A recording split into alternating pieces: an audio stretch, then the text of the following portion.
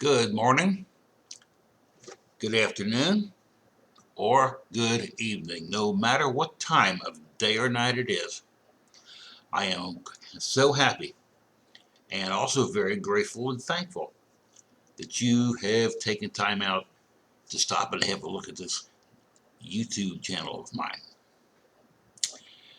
My name is Reverend Paul J. Bern, and I represent the online church known as the Social Gospel Worship and Learning Center, based here in Atlanta, Georgia. This is an online church that's not a traditional church at all. This is a church without religion. This is a church without dogma. And this is a church without all the sacrilege and pomp and circumstance that you would expect from the mainline denominations. This is a church with no denomination at all, except for that of Jesus Christ the Lord, the Son of the living God, who lives and reigns forever and ever, and who watches over us each and every minute of our lives. And with that in mind, I want to tell you about a week or so of my life here. This is not about me, but it's about some stuff that God taught me about technology and its overvalued importance. Now, granted, I'm using that technology to bring you this message, but what I'm talking about is having to do for about a week, almost 1 day shy of a week, 6 days, without TV, no television at all. And I've got a Bible verse coming from the book of James, chapter 1, verses 26 through 27, which I'm going to stick in the middle of this thing here in just a minute. So let me go ahead and get started, having said all that. As I mentioned, I had to do without TV for about a week. I got a new TV last Christmas from some people who I know very well and who are very close to me. It's a very modest flat screen unit. It's only a 24-inch screen, but it's been doing fine up until now. But around the first of this past week, I turned on the TV and discovered that I had no more sound. There was only video, like watching TV with the mute on. I sent an email to the manufacturer's help desk, but it took 5 business days before I finally heard back from them yesterday morning. Fortunately, the prescribed fix worked, but I've learned a lot during those last 6 days about TV watching and how much time it robs us of every day. But let me tell you, life without TV is better. So very much better. Truthfully, it is. Let me explain why. Now, first, before I do, I'm going to lay the bedrock of this message with that Bible verse. And here we go. James chapter 1, verses 26 and 27. Those who consider themselves religious and yet do not keep a tight rein on their tongues deceive themselves, and their religion becomes worthless. Religion that God our Father accepts is as being pure and faultless is this: to look after orphans and widows in their distress, and to keep oneself from being polluted by the world.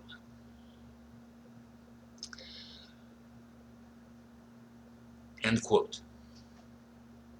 I would say that doing without TV and the accompanying barrage of commercials that go with it is one of the best ways we can keep ourselves from, as quote, being polluted by the world, as I just quoted. So spot on to you, Apostle James, for writing those words nearly 2,000 years ago. Let me give you 6 reasons why life without TV is better. After turning my 6 days of no TV into an experiment this last week, I liked, quite frankly, having having no TV in my apartment anymore. The TV is not the centerpiece of my living room or the focal point of my master bedroom. It no longer exists in my house, at least in the traditional sense. Having our content limited to our tablets and our smartphones actually helps our relationship with the content. When we come home, we don't feel the urge to sink into our couch, push the red button on our remote control, and let the TV be on until we call it a night. But building up this resilience and resistance to overconsumption of on-screen entertainment has required, I found out, practice and patience. For example, try not watching any football bowl games or any of the Christmas NBA and football games. Try not watching the ball drop in New York City for New Year's Eve on CNN with Anderson Cooper and Kathy Griffin. Try not watching the morning shows or the nightly news. Ever. It's really, really hard not to do that because we're so accustomed to it, you see. But it's easy not to give in, or I should have said it is easy, pardon me, not to give in to the constant temptations of TV by not having a working TV at all. There's no choice about it. It's just acceptance of the situation as being short term. And then the joyful benefits begin. And I mean joyful benefits. 6 reasons, let me give them to you, why life is better without TV for me. Number 1, I have a quieter apartment. Need I say more? Second, I read a lot more. I've read more books in the last week than I've read in the past few years. 3, I can talk more, either in person or over the phone. At dinner, in the living room, at church, down at Atlanta's Piedmont Park, or anywhere else you can think of. A bowling alley, I don't know. And all without the distractions. Number 4, I engage in my hobbies more since I finally have the time. For me, it's being a musician. I'm a piano player. I'll let y'all hear some samples some other time. It's not the time for this right now, because we're talking about the weekly message. Number 5, I have enough time for the little things I miss. I get enough sleep. I get my housework done. I don't rush. I'm not late. I go to parks or on walks, and I enjoy the outdoors. And last but not least, number 6, I save more money. With no TV, there's less electricity being used. There's no need for high cable costs. There's no need for a DVD player or DVDs, and no Apple TV either. None of it. Not having a TV in my apartment is perhaps the best thing I've eliminated in my life, or at least in recent memory. I certainly have more time, energy, and money. When I come home, I don't feel the urge to sit on my couch and push the red button on the remote and let the TV be on until I call it a night. But building this resistance and this resilience to overconsumption of on-screen entertainment has required patience and practice, which for me is an ongoing process, which is pretty much where the rest of everyone else is at, based on what I've been told by those people. And so, Not having a TV in my apartment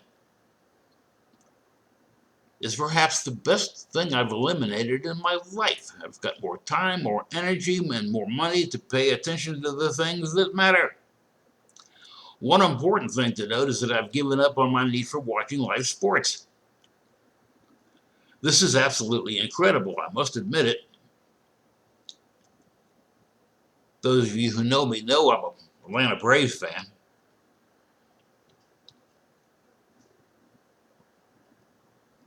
To a lesser degree, the Atlanta Falcons. I'm not much of a basketball person, sorry. Anyway, I've given up my need for watching live sports, and this has been incredible, I admit. And after a few days of living like this, that's all I really need. Think about that. As for the almost 20 hours that I would have normally consumed of TV each week, I'm giving that free time back to myself, to my family and my community. I think life is and will be better this way. There's some questions to think about to evaluate your relationship with television. So let us ask these three basic questions. Number one, how much time do you spend in front of your TV each day or each week? Just pause and add that up in your head for a moment. Number two, if you tried turning off your TV for 1 week or 1 month or, dare I say, 1 year, how would your life change? Think about that one before answering. Prayer life.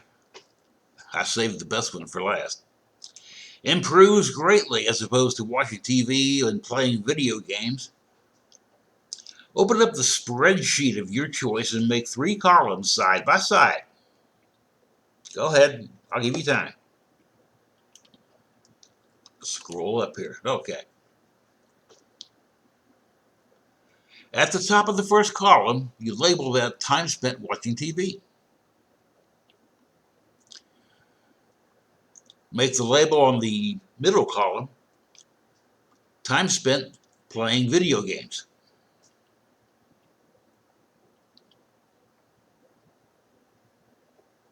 Okay, ready for that third one now? Okay, the third one reads as time spent in prayer or at church. In most cases, people's prayer lives, they abruptly find out, come in dead last after TV and video games. And in that respect, we all have some internal changing and rearranging to do. Having just been through this myself, it's time for me to tell the world the good news that you don't need your stinking television. Run a classified ad for it and sell the darn thing. If you don't have time for that, just go pawn it somewhere. Or if you can afford to, donate it to the nonprofit of your choice. There's plenty of legitimate ones out there. Now, on top of everything I just told you, here are 4 additional reasons why watching TV can be bad for you. Reason number 1, watching TV is bad for your health, and that goes double if you have kids. Pause on that one.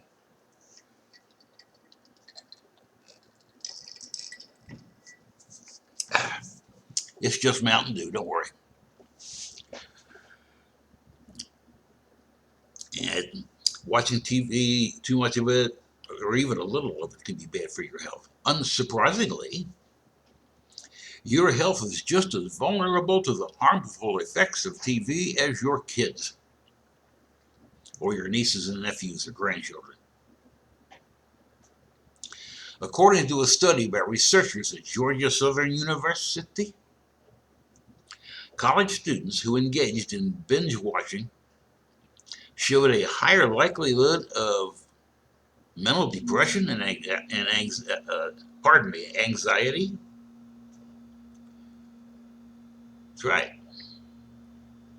Another study cited by the Washington Post found that young adults who watched a lot of TV, and by that I mean more than 3 hours a day, had lower physical activity and worse cognitive function when they hit middle age than those who watched less TV and got more exercise outside.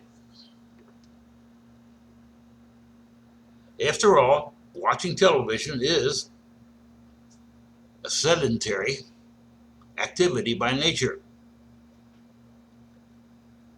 A study published in the Journal of the American Medical Association Network found that a sedentary lifestyle,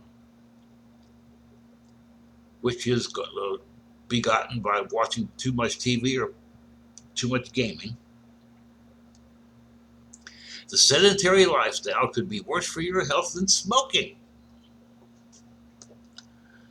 A lack of frequent exercise has been linked to obesity, cardiovascular disease, diabetes, and a long list of other health conditions and diseases that I don't have time to list here. You can search that one when you have a minute. Sitting all day at work and then sitting most of the evening in front of a TV is just plain bad for your health. Go for a walk every day after dinner, weather permitting. It's the best time to go for your walk because you just ate the main meal of the day. Your body will digest it faster and more thoroughly, and it'll make you stronger. But enough of that. Back to this. Too much TV can also affect your health later in life. A study published in the journal called Brain and Cognition found that increased TV watching is positively linked with a higher risk of developing Alzheimer's disease. According to the study, for every additional hour of TV you watch every day, your risk of developing Alzheimer's disease increases by 1.3 times. That's the first bonus reason. Here comes the second one. Watching TV or gaming can be addictive. There's no way to soft pedal this one. TV watching, especially binge watching, can create feelings of addiction. Hello. According to NBC News, watching your favorite TV show feels good because it causes your brain to release dopamine, which is the pleasure chemical that can be so highly addictive.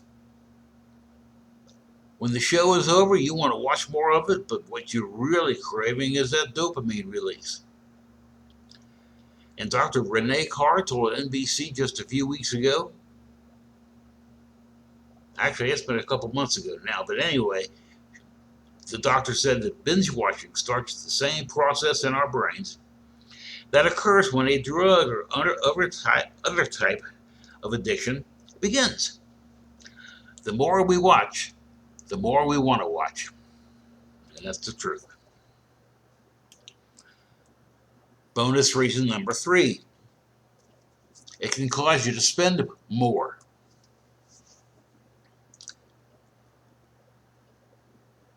Television can be bad for your financial health in a few different ways.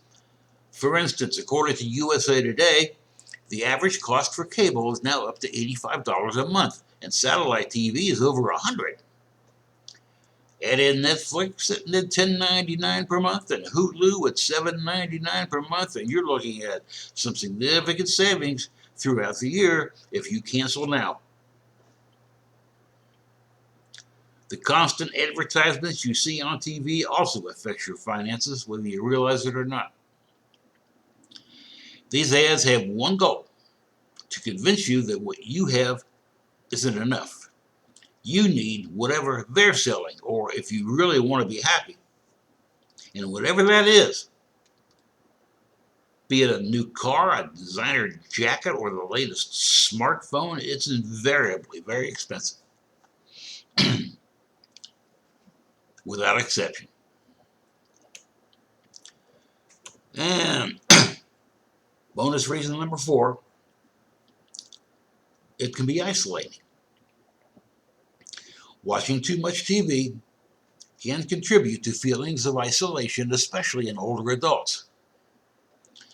According to Nielsen data, published by Marketing Charts, the publication, pardon me, I had to send them straight to voicemail because I'm already at work. Here I am. What I was about to tell you, people ages 65 and older watch 48.5 hours of live television per week. And while seniors watch more TV than any other age group, a study conducted by the University of California at San Diego found that they enjoy it actually less.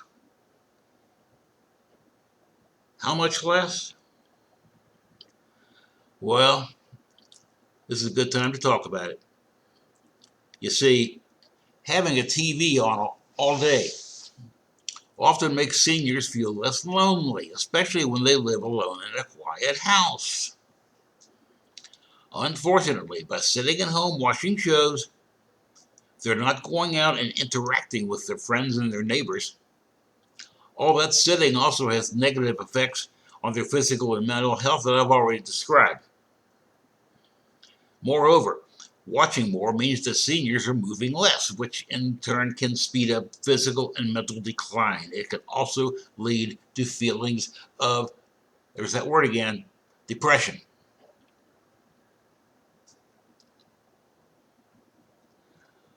My nearly new TV went down again. This is just a little add on here. The day after the initial fix that the company gave me was installed by yours truly, and it had a short life. 9 months and the darn thing goes out. I got video but no sound, so I've decided to turn it into a new computer monitor. My old one here, I guess I'll put it on Craigslist and sell it or something. But to finish the thought, let me just put it this way. Even though I only watch TV for the news and the occasional Atlanta Braves game, back before, I only averaged about 2 hours a day watching TV during the week and maybe 1 hour each day on the weekends. So I was on the low end of the scale as far as how much TV I was watching. So this little life lesson administered to me by the Lord, and that's exactly what all this has been. So take heart, all you. This life lesson administered to me by the Lord has been very helpful in many ways because God just thinks that much enough to care that much for me.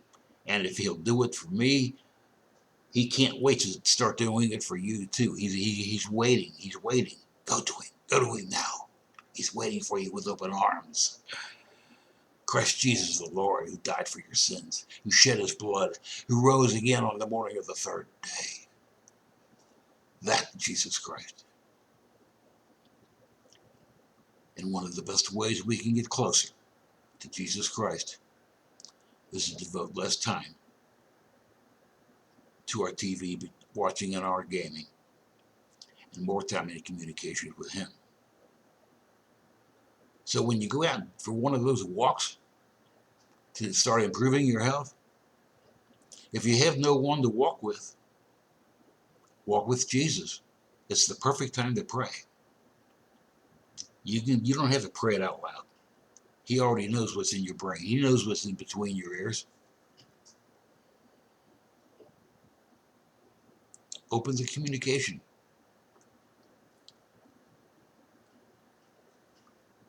Claim today. Mind to mind. Soul to soul. And so by publishing this latest blog posting of mine, this latest video, I hope that I too have helped someone else along the way, somewhere. So think twice when you reach for that remote control. The life you save could be your own. And I guess that's going to be all for now. I want to thank you for going all the way through this message with me.